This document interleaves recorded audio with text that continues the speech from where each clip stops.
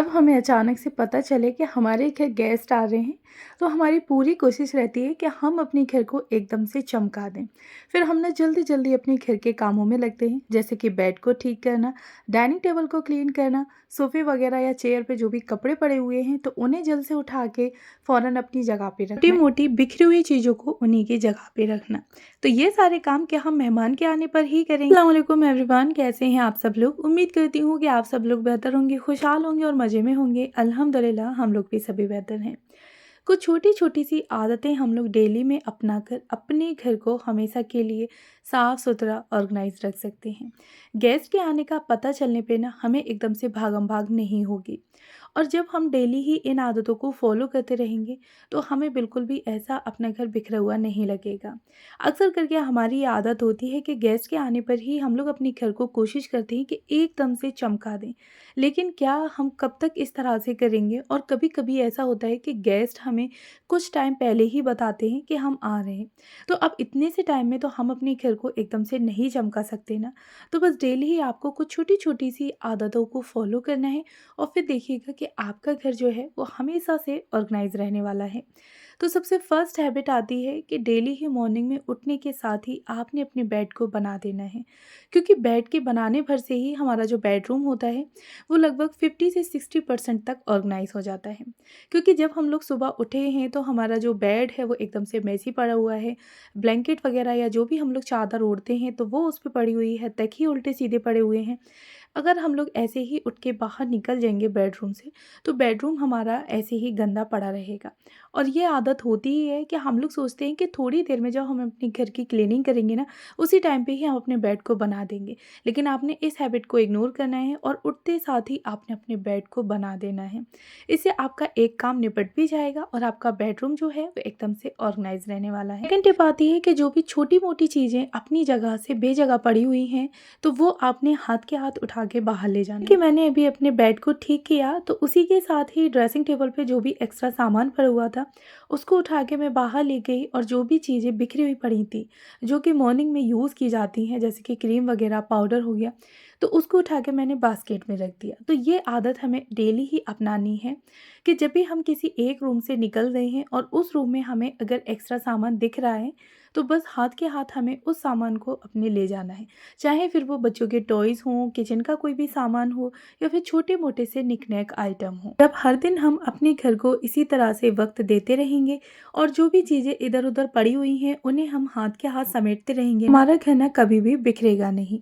अच्छा, next habit आती है कि डेली ही आपने 5 से 10 मिनट एक्स्ट्रा अपने घर को ज़रूर देने हैं, जिसमें कि आपने कोशिश करनी है कि किसी भी एक एरिया की डिक्लटरिंग करें या फिर उस एरिया को आप लोग ऑर्गेनाइज़ करें। बच्चों की जो वार्डरोब है आप उसको भी क्लीन और ऑर्गेनाइज़ कर सकते हैं या फिर उनकी स्टडी टेबल होगी उसको आप लोग देख सकते हैं, कोई भी पेंसिल, नोटबुक वगैरह जो एक्स्ट्रा है या भर गई है आपको डिस्कार्ड करनी है, उसको उठा के आप लोग डिस्कार्ड कर सकते हैं। बच्चों के टॉयज़ वगैरह हो गए, बहुत सी ऐसी एरिया होते हैं या बहुत सी ऐसी चीज़ें होती हैं जो कि अगर हम लोग 5 से 10 मिनट डेली ही एक्स्ट्रा अपने घर को देते रहेंगे, तो हमारा घर कभी भी बिखरेगा नहीं, कभी भी मेसी नहीं होगा। तीसरी बात ये है कि ये आदत आपने हमेशा अपने अंदर लेकर आनी है कि जब भी आप लोग अपनी कुकिंग से फ्री हो गए हैं, तो बस झटपट से आपने अपने काउंटर टॉप को क्लीन कर देना है। कुकिंग के दौरान जो भी आपने आइटम्स यूज़ किए थे या जो भी जार्स वगैरह आपने यूज़ किए थे, तो बस उनकी हल्की-फुल्की सी डस्टिंग कर दें और उसी की जगह पे रख दें। ऐसा करने से हमारा काउंटर टॉप एकदम से भरा-भरा नहीं लगेगा, बल्कि खाली लगेगा। हाथ के हाथ भी जब आप लोग मसाला वगैरह भून रहे हैं और उसी टाइम पे आपने कोई भी जार्स यूज़ किया है, तो बस झटपट से आप उसको उठा के उसी की जगह पे रख सकते हैं। तो इससे ना हमारा जो किचन है, हमारा जो काउंटर टॉप है, वो एकदम से बड़ा और भरा हुआ नहीं लगता। और जब हम लोग चीज़ों को इकट्ठा करते रहते हैं, सोचते हैं कि जब हम क्लीनिंग करेंगे ना, उसी टाइम पे ही क्लीन कर देंगे, सारी चीज़ों को उठा के रख देंगे, तो हमारा किचन जो है वो बहुत ज़्यादा मेसी हो जाता है। साथ ही ना फिर क्लीनिंग में हमारे बहुत सारे एफर्ट्स भी लगते हैं ना। रोटी बनाते वक्त थोड़ा सा सूखा आटा लग ही जाता है, तो उसको अगर आप लोग बाद में साफ साफ़ करेंगे तो वहाँ पे आपके बहुत एफ़र्ट्स लगने वाले हैं। साथ ही कभी हम लोगों ने दूध या फिर चाय बॉयल की है तो थोड़ा-सा बाहर निकल के गैस स्टोव पे लग जाता है। अब अगर हम उसको उसी टाइम ही क्लीन कर देंगे ना, तो हमारे एफ़र्ट्स भी कम लगेंगे, प्लस हमारी जो गैस स्टोव है वो एकदम से क्लीन रहने वाली है। और वहीं अगर हम लोग उसको नेक्स्ट टाइम के लिए छोड़ देंगे, तो वो दूध या चाय जो गिरी है ना, चाय यानी कि गैस स्टोव पे निकल गई है, तो वो फिर सूख के बहुत सारे हमारे एफ़र्ट्स लेने वाली है। हमारे घर का जो एक एरिया होता है बाथरूम, सबसे ज़्यादा गंदा होता है, क्योंकि उसको यूज़ करने के बाद ना हम लोग ऐसे ही बाहर निकल आते हैं, ना ही उस पे वाइपर लगाना। वॉश बेसिन को अगर यूज़ किया है, हस्बैंड ने शेविंग वगैरह की है, तो उस पे छोटे-छोटे से बाल गिर जाते हैं, जिसकी वजह से वॉश बेसिन हमारा देखने में गंदा लगता है। हम लोग फेस वगैरह वॉश कर रहे होते हैं, तो वहाँ पे जो शीशा लगा हुआ होता है यानी कि मिरर, उस पे पानी की छींटें आ जाती हैं।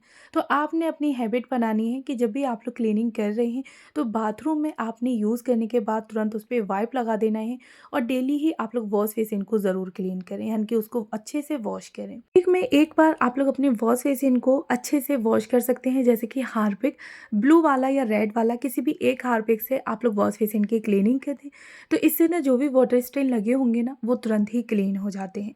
वीक में एक बार करना है और इस तरह से आपका जो बाथरूम एरिया है ना, वो एकदम से साफ़ सुथरा रहने वाला है।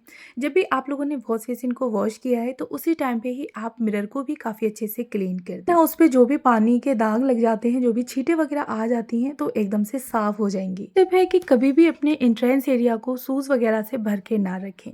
अगर आप लोग बाहर से आए हैं या बच्चे खेल कूद कर आए हैं, तो उनके जो भी शूज़ वगैरह हैं या जो भी स्लीपर्स हैं, तो वो आप लोग एक रैक बना के रखें और उसी में ही रख दें। रैक अगर आपके पास नहीं है, तो कोई भी आप लोग कार्डबोर्ड का जो बॉक्स होता है ना, उसको भी यूज़ कर सकते हैं। ना फिर आपने घर की स्लीपर्स और बाहर की स्लीपर्स अलग-अलग रखनी है।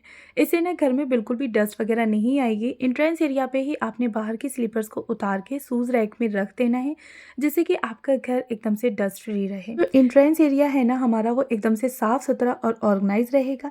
चप्पल, जूते जो भी बिखरे रहते हैं ना, तो एंट्रेंस एरिया हमारा देखने में अच्छा नहीं लगता, बल्कि एक मेसी लुक देता है। ये बात ये है कि आपने वीक में या फिर 15 दिन में एक बार डिक्लटरिंग ज़रूर करनी है।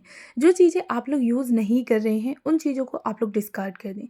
अक्सर करके बहुत से ऐसे सामान होते हैं जो कि हम लोग सालों यूज़ नहीं करते हैं, लेकिन हमारे घर में रखे रहते हैं और वो धीरे-धीरे करके एक मेस और क्लटर जो है वो इकट्ठा कर देते हैं। फिर हमारे घर में जगह कम हो जाती है और धीरे-धीरे करके सामान इतना हो जाता है कि अलमारियाँ भर जाती हैं, उसके बाद वो सामान फर्श पर आने लगता है। फिर वहाँ पे हमारा क्लीनिंग करने में भी बहुत सारा टाइम जाता है, जिसकी वजह से फिर हमारा क्लीनिंग करने का भी दिल नहीं करता। तो आपने देखना है कि जो चीज़ आप लोग यूज़ नहीं कर रहे हैं, लगभग आपको 6 महीने या फिर 10 महीने हो चुके हैं, तो उस सामान को उठा के आप लोग डिस्कार्ड कर दें और अगर ठीक-ठाक है, किसी को आप लोग डोनेट कर सकते हैं, तो डोनेट कर दें। कोशिश करनी है कि जो सामान यूज़ नहीं हो रहा है, यानी कि अननेसेसरी सामान आपने अपने घर में बिल्कुल भी नहीं रखना, उन आइटम्स को आप लोग अपने घर से हटा के बाहर रख दें। नेक्स्ट टिप है कि कपड़े जो होते हैं ना, वो बहुत ज़्यादा मैस क्रिएट करते हैं, तो आपने अपने कपड़ों को मैनेज करना है अच्छे तरीके से, यानी कि जो भी अगर गंदे कपड़े हैं, तो वॉशिंग मशीन के बाहर ही आपने एक बास्केट रखनी है, जिसमें कि आप उन कपड़ों को डाल सकें जो कि गंदे हैं, जिनकी आपने लॉन्ड्री लगानी है, उनको वॉश करना है। और जो कपड़े साफ़ सुथरे हैं, यानी कि धुले हुए हैं, आपके पास टाइम नहीं है उनको फ़ोल्ड करने का या फिर आयरन करने का, तो एक बास्केट में आप लोग उनको डाल के रख दें। जब भी आपको टाइम मिले, तो उस वक़्त आप लोग बास्केट में से निकाल के उनको आयरन कर लें या फिर आप उनको फ़ोल्ड करके रख दें। तो कुछ ये थे छोटे-छोटे डेली हमारे जो हैक होते हैं वो, जिससे कि हम अपने घर को हमेशा के लिए साफ़-सुथरा रख सकते हैं। तो कैसा लगा मेरा आज का ब्लॉग, मुझे कमेंट बॉक्स में बताइएगा ज़रूर। और अगर फर्स्ट टाइम है तो प्लीज़ मेरे चैनल को ज़रूर सब्सक्राइब करें और इन छोटे-छोटे टिप्स के साथ अपने घर को हमेशा ऑर्गेनाइज़ रख सकते हैं।